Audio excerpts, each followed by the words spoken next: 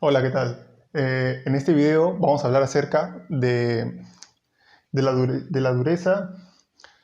Hola, ¿qué tal? En este video vamos a hablar acerca de la dureza y de la tenacidad, pero a nivel molecular. En el anterior video definimos lo que es la dureza, la tenacidad, la resistencia, la resiliencia. En este video solamente nos vamos a enfocar en estas dos, que son bastante importantes, y nos vamos a centrar en qué es lo que ocurre, cómo esto se representa a nivel molecular o a nivel microscópico dentro del material. Primero, vamos a hablar acerca de la dureza. Eh, la dureza, como dijimos en el video explicativo de la definición, es la resistencia que ejerce un material o las moléculas de un material para deformarse elásticamente. Es decir, la resistencia que tienen las moléculas para no deformarse.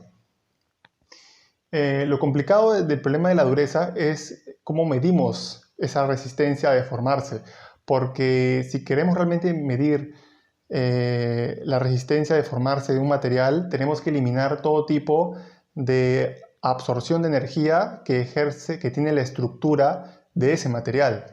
Porque si le damos cierto grado de elasticidad y flexibilidad a un material, eso va a hacer de que la fuerza o el esfuerzo que le ejecutemos a un material no se convierta, no vaya directamente a las moléculas del material para ver qué tan duras son, sino que la fuerza y el esfuerzo ejerzan una fuerza que comprime el material, y esa fuerza se traduce en energía cinética y que hace que las moléculas o energía elástica o cinética, porque la está moviendo, que haga que las moléculas se muevan.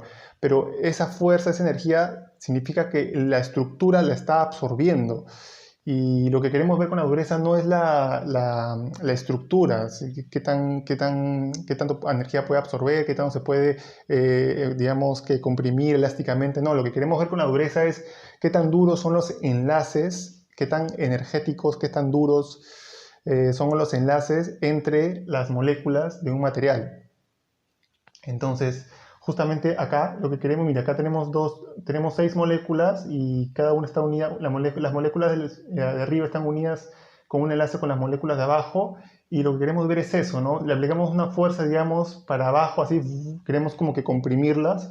Sin embargo, este enlace impide de que estas moléculas se muevan. Entonces vamos a ver cuánta fuerza puede resistir esto antes de que se rompa. Podemos entenderlo más o menos como si esto fuera un mondadientes y estos fueran como que esferas, ¿no? Entonces, si no le aplicamos mucha fuerza, ¡plum!, en algún momento se va a romper ya. Eso es la dureza, ¿no? Por ejemplo, el diamante tiene una estructura así similar, no se deforma elásticamente, y eso es no se deforma elásticamente, y digamos que si queremos aplicar una fuerza, toda esa fuerza se va a ir en los enlaces, ¿no? Entonces, ahí no había un problema de estructura, pero la mayoría de materiales tienen un cierto grado de flexibilidad en su estructura, entonces queremos evitar eso, ¿no? La dureza se puede entender como la resistencia al rayado o la resistencia la resistencia a la deformación plástica, que es lo mismo a la resistencia a que se deforme permanentemente. Sin embargo, en ese tipo de mediciones, la fuerza, el esfuerzo es absorbido por la estructura. Y bueno, se puede aplicar ese tipo de medición, pero siempre y cuando pero en términos relativos, no absolutos.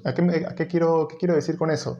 A que, por ejemplo, si tenemos 5 metales diferentes y sabemos de que la estructura de esos 5 metales es igual, o sea que los 5 metales se van a, digamos, deformar elásticamente de la misma manera, podemos medir la dureza como el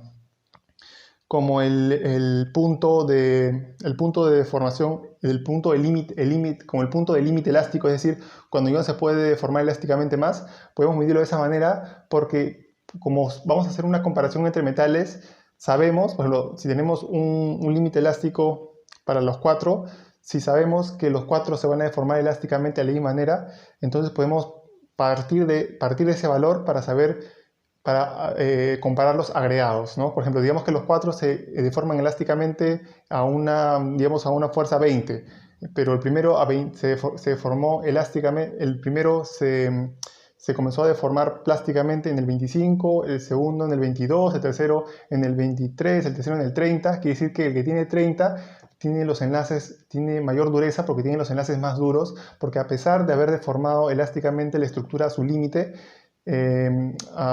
perdón, a pesar de haber deformado elásticamente la estructura a su límite, los átomos, las moléculas de ese material resistieron un poco más que el resto, entonces podemos decir que es más duro. Sin embargo, ese valor de 20 no tiene un significado de absoluto de dureza, porque siempre la dureza está relacionada con la energía de los enlaces. Y acá tengo un ejemplo sencillo para más o menos para ver ese caso, ¿no? Por ejemplo, siempre en la dureza, como les digo, tenemos que ver el tema de que no se deforme, de que la estructura no ayude, ¿no? Entonces, por ejemplo, si tenemos una pintura y vemos así microscópicamente la superficie de la pintura y vemos que hay unas protuberancias, ¿no? En la superficie hay rugosidad, ¿no? Entonces, nosotros sabemos de que, por ejemplo, siempre una estructura tiene un eje o unos planos en los cuales son elásticos o flexibles, ¿no? Pero, por ejemplo, en esas protuberancias no hay un plano en el cual estas moléculas que son de la pintura puedan, digamos, deformarse elásticamente, si se dan cuenta, ¿no? Bueno, podría ser, si la fuerza viene de esta manera horizontal, podría ser de que en este planito podría deformarse elásticamente, pero comparado con toda la longitud de esta pintura y comparado esto chiquito con toda la longitud, es minúsculo, entonces la estructura no es que ayude tampoco tanto, ¿no? Entonces, por ejemplo, esto es algo que se ve mucho para un tipo de esfuerzo que se llama la erosión, ¿no? La erosión del aire, es la fuerza del aire, ¿no? Que tira y tira y tira eternamente en las superficies de los objetos, ¿no? Es una fuerza bastante utilizada, bastante como considerada en el análisis de estructuras en lo que es construcción. Entonces vemos que acá la erosión está impactando estas protuberancias, sin embargo, ¿cómo se llama? La fractura o la deformación plástica que va a tener esta región va a estar determinada principalmente por su dureza. Porque ya que no se puede deformar elásticamente, justamente porque esta zona, la fuerza no está impactando en un plano en el cual estas moléculas se puedan deformar elásticamente, entonces el principal escudo o protección que va a tener esta región de aquí va a ser la dureza, ¿no? Y eso es un problema que no tienen normalmente las pinturas, los recubrimientos de resina termoestable como el epoxi o poliuretano, porque de por sí mismos son duras. Más bien, el problema que tienen estas más que nada es su flexibilidad y su tenacidad, ¿no? Ese es el principal problema que tienen estos recubrimientos, porque ya de por sí son materiales bastante duros. Entonces, justamente vamos a hablar acerca del talón de Aquiles de estas resinas epóxicas o poliuretanas, que es su tenacidad. La tenacidad es la capacidad que tiene un objeto para deformarse plásticamente hasta que se fracture, hasta que se rompa, o sea, hasta que se vuelva completamente inservible, ¿no? La deformación plástica es algo que queremos buscar por temas de seguridad bastante, porque siempre queremos que el material se deforme lo máximo posible antes de que se rompa, ¿no? Por ejemplo, mira, acá tenemos en el mismo ejemplo de aquí, tenemos esta pintura con esta forma. Acá tenemos la rugosidad aquí, igualito, solamente que nos hemos alejado un poco y lo estamos viendo un poquito más macroscópicamente. Entonces, fíjense, acá tenemos digamos que esto sea la estructura de la resina, que es rígida, frágil, dura, ¿no? Entonces, acá le hemos agregado una resina termoplástica aquí. Esas son otras moléculas que están unidas a la resina termoestable, que es la rígida dura. Estas moléculas más bien son flexibles, tenaces, más blandas, no tan duras como la esta de acá, pero le dan tenacidad a la estructura, ¿no? Entonces, digamos que se ejerce una fuerza de compresión. Estamos agarrando la pintura, la estamos comprimiendo así. La estamos comprimiendo. Y lo primero que van a hacer estas cadenas moleculares termoplásticas se van a empezar a deformar elásticamente. ¿Qué significa eso? Que si nosotros dejamos de aplicar el esfuerzo de compresión, van a volver a su estado inicial, no pasó nada. Pero ¿qué pasa cuando se excede el límite elástico? Es decir, el punto de no retorno, como se dice, ¿no? Se comienza a generarse la deformación plástica. Gracias a Dios, porque estos polímeros o moléculas termoplásticas, gracias a Dios, porque son justamente tenaces, porque justamente por lo que son tenaces van a poder deformarse plásticamente, porque si no, se rompería en el acto, como lo sucedería a estas moléculas si estuvieran expuestas a esta fuerza, ¿no? Estas moléculas termoestables, estos aditivos que se les echa, son son como un colchón que tienen esta región sólida, ¿no? Entonces, ¿qué pasa y entonces le aplicamos la fuerza de compresión? Se deforma elásticamente, pero llega un punto que ya no pueden deformarse elásticamente más. Entonces, plum, comienzan a deformarse plásticamente. ¿Y eso qué significa? Que se rompe su elasticidad y estas moléculas comienzan a irse por arriba.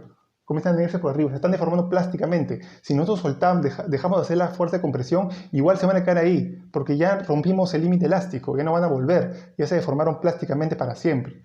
Y es lo que va a suceder. Por eso es que cuando nosotros aplicamos una fuerza de compresión en un objeto horizontal, se comienza a volver más vertical y más vertical. Significa que las moléculas están yendo por arriba, están buscando la manera de sobrevivir, por decirlo de alguna manera, ¿no? Y se va a quedar así. Se deforma permanentemente. ¿Y qué es lo que va a pasar si nosotros seguimos ejerciendo fuerza de compresión y no paramos, somos sádicos?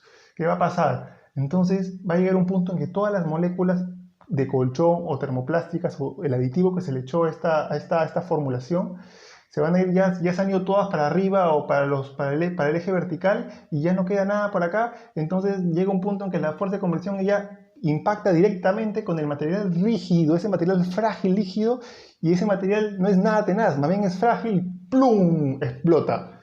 Y eso es lo que pasa, el material se rompe. Entonces acá tenemos material elástico, es como que me estás ejerciendo una tensión, pero bueno, resisto y no pasa nada. Si tú me dejas tensión, vuelvo a mi estado original. Material deforme plásticamente significa que acá ya me deformaste, soy un deforme, ya no puedo volver a mi situación original.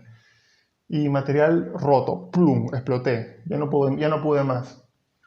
Entonces, estos conceptos de acá nos van a servir para poder determinar, para poder darnos cuenta que las resinas termoestables, a pesar de ser duras y rígidas, son bastante frágiles. Entonces, lo que se hacen para poder formular una pintura de recubrimiento que tenga buenas propiedades mecánicas es estar en un equilibrio entre la dureza y la tenacidad. Entonces, lo que se hace es agregarle al núcleo rígido duro de la resina epóxica o poliuretano, se le agregan aditivos o también compósitos.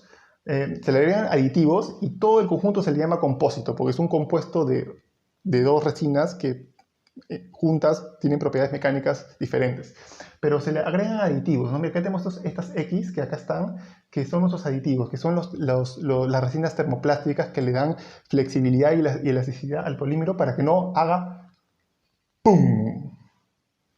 Y esto es bastante importante para poder entender cómo reacciona este material a distintos tipos de esfuerzos. Esos distintos tipos de esfuerzos, que son fuerzas en un plano o en eje determinado, las vamos a ver en un próximo video. Gracias por ver y nos vemos en el próximo video. Hasta luego.